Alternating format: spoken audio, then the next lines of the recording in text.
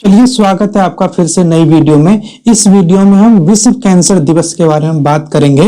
विश्व कैंसर दिवस 4 फरवरी को मनाया जाता है और इस दिन कैंसर के बारे में लोगों को जागरूकता कराई जाती है, उनकी रोकथाम के बारे में बताया जाता है, उसकी पहचान के बारे में बताया जाता है और उपचार को प्रोत्साहित करने के लिए उनको बताया जाता है। विश्व कैंसर दिवस का जो प्राथमिक लक्ष्य है वो कैंसर और कैंसर के कारण होने वाली बीमारी से जो लोगों की मौत होती है उस मौत को कम करना है। विश्व कैंसर दिवस 2022 के लिए जो थीम रखी गई है वो है क्लोज द केयर गैप और यह 2022 से 2024 तक के लिए रखी गई है। और विश्व कैंसर दिवस 2021 में जो थीम थी वो थी आई एम आई विल, मतलब मैं हूं और मैं रहूंगा। यह जो थीम थी वो 2019 से 2021 तक रही थी। चलिए अब बात करते हैं कि कैंसर क्या है। बेसिकली कैंसर शरीर की कोशिकाओं के जो समूह होता है उसमें कोई असामान्य, अव्यवस्थित या कोई अनियंत्रित अगर वृद्धि होती है तो वो कैंसर का रूप ले लेती है। और यदि कोशिकाओं के समूह की जो ये असामान्य, अव्यवस्थित और अनियंत्रित वृद्धि है इसको समय पर जांच और इलाज न कराया जाए तो यह शरीर के दूसरे हिस्से में भी फैल सकती है, इसलिए इसका इलाज समय पर होना बहुत ज्यादा जरूरी है। अब हम बात करेंगे कि कैंसर क्यों होता है। कैंसर हमारी कोशिकाओं के जो भीतर जो डीएनए होता है उसमें कोई क्षति हो जाती है तो हमको कैंसर होने लगता है। बेसिकली डीएनए की क्षति सामान्य कोशिकाओं में भी होती है, लेकिन इस क्षति का जो सुधार है हमारा शरीर वो स्वयं ही करता रहता है। कभी कभी इस क्षति में कोई सुधार नहीं हो पाता है जिसके कारण जो कोशिकाएं के जो गुण हैं उनमें परिवर्तन होने लगता है और अंत में कैंसर का जन्म हो जाता है। और कैंसर के लिए विशेष रूप से कोई एक चीज जिम्मेदार नहीं होती है, इसके लिए कुछ बाहरी एजेंट भी कैंसर उत्पन्न करने के कारक होते हैं जिन्हें कार्सिनोजेंस कहते हैं। ये जो कार्सिनोजेंस होते हैं ये भी कई प्रकार के होते हैं, जैसे शारीरिक कैंसरकारी तत्व, ये मुख्य रूप से पराबैंगनी जो विकिरण होती है या आयनीकरण विकिरण होती है यह उसकी वजह से होता है।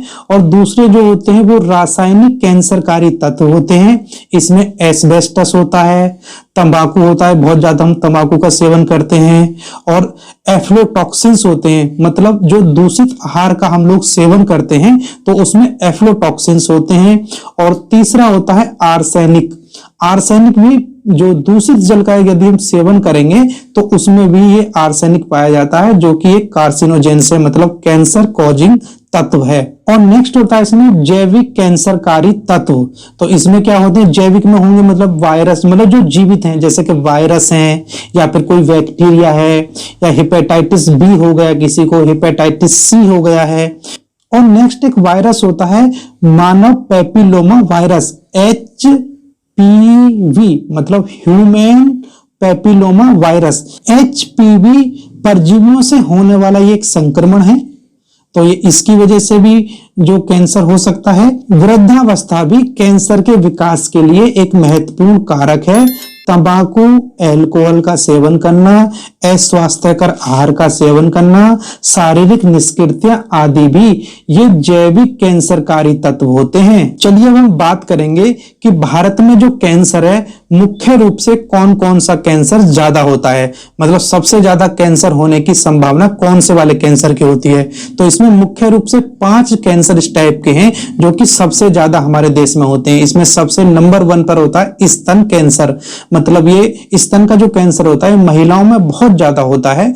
और दूसरे नंबर पर होता है सर्वाइकल कैंसर। ये सर्वाइकल कैंसर जो होता है ग्रीवा का कैंसर भी कहते हैं, ये बच्चेदानी के मुंह का कैंसर होता है, ये दूसरे नंबर पर होता है। और तीसरे नंबर पर होता है मुंह का कैंसर, जो बहुत से बीड़ी, तंबाकू, गुटखा वाले जो खाते हैं तो उसमें मुंह का कैंसर होने की संभावना बहुत ज्यादा होती है।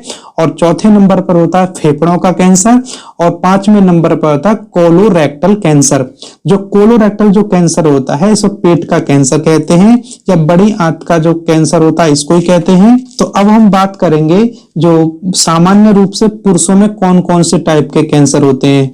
जो पुरुष जो होते हैं, पुरुष में ज्यादातर फेफड़ों का कैंसर उसमें मिलेगा, प्रोस्टेट कैंसर मिलेगा, जिसे गदूद कहते हैं, उनका गदूद में कैंसर हो जाता है। कोलोरेक्टल कैंसर भी पुरुषों में होने की संभावना बहुत ज्यादा रहती है। आमाशय का कैंसर, यकृत का कैंसर, तो ये मुख्य रूप से जो कैंसर हैं ये पुरुषों में बहुत ज्यादा होते हैं। और महिलाओं में जो कैंसर होता है वो स्तन का कैंसर होगा, कोलोरेक्टल कैंसर होगा, फेफड़े का कैंसर होगा, जो गर्भाशय की ग्रीवा का कैंसर होगा और थायराइड का कैंसर होगा। ये महिलाओं में बहुत ज्यादा कॉमन होता है। अब हम बात करेंगे जो ग्रीवा का कैंसर क्या होता है, जो कि गर्भाशय की जो ग्रीवा होती है उसकी कोशिकाओं में होता है। मानव पैपिलोमा वायरस HPV मतलब ह्यूमन पैपिलोमा वायरस के विभिन्न उपभेद अधिकांश ग्रीवा कैंसर की उत्पत्ति में महत्वपूर्ण भूमिका निभाते हैं। HPV के संपर्क में आने पर शरीर की जो प्रतिरक्षा प्रणाली होती है आमतौर पर शरीर को वायरस प्रभावित करने से वो रोकती है। हालांकि कुछ लोगों में वायरस वर्षों तक जीवित रहता है, जिससे कुछ ग्रीवा कोशिकाएं कैंसर कोशिकाओं में बदल जाती हैं। अब इसकी एक वैक्सीन होती है जो कि जो सर्वाइकल का जो कैंसर होता है उसको रोकता है, वो होती है HPV वैक्सीन, सर्वाविक्स वैक्सीन। तो ये जो वैक्सीन है जो कैंसर पैदा करने वाले जो उपभेद होते हैं HPV 16 और HPV 18 से सुरक्षा प्रदान करती है। तो ये वैक्सीन भी लगवाई जा सकती है। तो 4 फरवरी से ये विश्व कैंसर दिवस मनाया जाता है। तो अब हम इसके इतिहास के बारे में बात करेंगे कि ये कब से और क्यों मनाया जा रहा है। बेसिकली 1933 में अंतरराष्ट्रीय कैंसर नियंत्रण संघ ने स्विट्जरलैंड में जनेवा में पहली बार विश्व कैंसर दिवस मनाया गया था। और यह जो कैंसर दिवस था इस बारे में लोगों को जागरूक करने के लिए, लोगों को शिक्षित करने के लिए इस दिवस को मनाया गया था। और इस रोग के खिलाफ कार्यवाही करने के लिए दुनिया भर में सरकारों और व्यक्तियों को समझाने तथा हर साल लोगों को मरने से बचाने के लिए विश्व कैंसर दिवस मनाया गया था।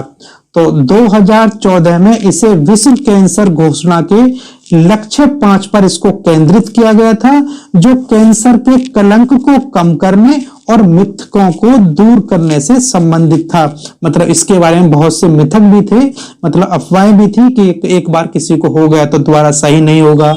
तो ऐसी बहुत सी अफवाहों को दूर करने के लिए इसे घोषणा के लक्ष्य नंबर 5 पर इसको चिन्हित किया गया था। अब हम बात करेंगे कि वर्तमान में कैंसर की क्या स्थिति है। बेसिकली दुनिया भर में हर साल 76 लाख लोग कैंसर से दम तोड़ देते हैं और जिसमें कि 40 लाख लोग समय से पहले ही उनकी मृत्यु हो जाती है। मतलब इसमें समय से पहले का मतलब जो 30 साल से लगभग 69 वर्ष तक की जो उम्र के लोग हैं वो इसमें मर जाते हैं। इसलिए इस बीमारी के बारे में जागरूकता बढ़ाने के साथ कैंसर से निपटने की जो व्यवहारिक रणनीति को विकसित करना भी विश्व कैंसर दिवस का मुख्य लक्ष्य है। वर्ष 2025 तक कैंसर के कारण समय से पहले होने वाली जो ये मौत है यह बढ़कर प्रति वर्ष 60 लाख होने का अनुमान है। यदि विश्व स्वास्थ्य संगठन ने 2025 तक कैंसर के कारण समय से पहले होने वाली मौत में 25% की भी कमी के लक्ष्य को हासिल कर लिया तो हर साल 15 लाख लोगों का जीवन फिर भी बचाया जा सकता है। अब हम बात करेंगे कि कैंसर नियंत्रण हेतु सरकार के क्या क्या प्रयास हैं। बेसिकली कैंसर नियंत्रण एवं उपचार, हृदय रोग और आघात के राष्ट्रीय कार्यक्रम NPCDCS का जो क्रियान्वयन है वो राष्ट्रीय स्वास्थ्य मिशन NHM के अंतर्गत जिला स्तर पर किया जाता है। और केंद्र सरकार कैंसर नियंत्रण और सस्ती सुलभ चिकित्सा सेवा उपलब्ध करवाने के लिए राज्य सरकारों के प्रयास में सहायक की भूमिका निभाती है। आयुष्मान भारत के अंतर्गत प्रधानमंत्री जन आरोग्य योजना PMJAY का जो क्रियान्वयन किया जा रहा है ताकि बीमारी में चपेट आए गरीब परिवारों को बेहद चिकित्सा सुविधा और आर्थिक सहायता उपलब्ध कराई जा सके। इसके अंतर्गत प्रत्येक लाभार्थी को प्रति वर्ष 5 लाख रुपए का स्वास्थ्य बीमा उपलब्ध कराया जा रहा है। नेक्स्ट है NPPA औषधि कीमत नियंत्रण आदेश DPCO 2013 के अंतर्गत सभी प्रकार की दवाओं की कीमतों को नियंत्रित करता है। यह आवश्यक औषधियों की राष्ट्रीय सूची में दर्ज दवाओं के लिए कीमतों का भी निर्धारण करती है।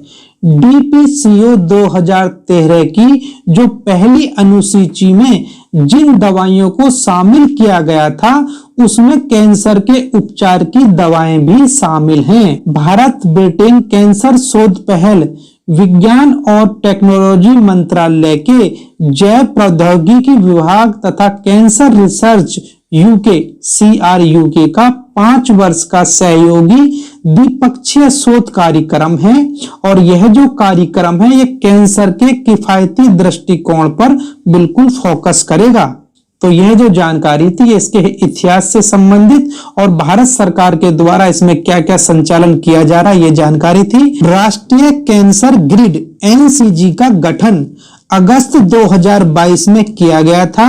राष्ट्रीय औषधि मूल्य निर्धारण प्राधिकरण national pharmaceutical pricing authority NPPA ने कैंसर पीड़ित मरीजों के लिए स्वास्थ्य सेवाओं को अधिक किफायती बनाने अर्थात कैंसर रोधी दवाओं की कीमतों को कम करने के लिए फरवरी 2019 में 42 एंटी कैंसर दवाइयों के लिए व्यापार मार्जिन युक्तिकरण ट्रेड मार्जिन राशनलाइजेशन पर एक पायलट परियोजना लॉन्च की थी। इससे दवाओं की कीमतों में काफी कमी आई है। ये सब योजनाएं थी जो कि भारत सरकार द्वारा कैंसर रोगियों के लिए चलाई जा रही थी। चलिए अब बात करते हैं कि कैंसर के प्रभाव के बारे में। बेसिकली जो कैंसर है, कैंसर से जीवन का बहुत बड़ा नुकसान होता है और इसका सामाजिक रूप से भी बहुत बड़ा दुष्प्रभाव पड़ता है। कैंसर से जो पीड़ित व्यक्ति होते हैं वो मृत्यु से पूर्व अत्यंत गंभीर मन स्थिति से उसको गुजरना पड़ता है और उसका संपूर्ण परिवार संकटों का सामना उसको करना पड़ता है। इसके निदान में जो लगने वाला जो व्यय होता है, खर्चा होता है, वह उनके बचत को भी प्रभावित करता है। अतः कैंसर को कम करना सामाजिक और आर्थिक विकास को प्रोत्साहित करने और सतत विकास की गति देने के लिए बहुत ज्यादा आवश्यक है। चलिए अब बात करते हैं कैंसर के उपचार के बारे में। कैंसर के उपचार में विकल्प के रूप में सर्जरी करना बहुत ज्यादा जरूरी और अच्छा होता है। यदि ग्रीवा का कैंसर है तो बहुत से लोग जो बच्चेदानी होती है उसी को निकलवा देते हैं, तो सर्जरी इसमें होती है। और कैंसर की कुछ दवाई होती हैं या फिर रेडियोथेरेपी भी इसमें शामिल किया गया है। और कुछ होती है उपशामक देखभाल पैलिएटिव केयर, जो रोगियों और उनके परिवारों की जीवन की गुणवत्ता में सुधार लाने पर केंद्रित है। कैंसर देखभाल का एक अनिवार्य घटक है। तो ये कैंसर का उपचार बेसिकली जो हॉस्पिटल में आपको फ्री में उपलब्ध होगा। तो ये जानकारी थी जो कि मैंने इस वीडियो के माध्यम से आपको दी थी। कैंसर से संबंधित जानकारी आपको कैसी लगी प्लीज कमेंट बॉक्स में जरूर से बताइएगा। यदि आपको कैंसर से संबंधित कुछ और जानकारी जरूरत है तो आप कमेंट बॉक्स में लिख सकते हैं। वीडियो देखने के लिए आप सभी का बहुत बहुत धन्यवाद। मैं doctor AK Singh. Thank you.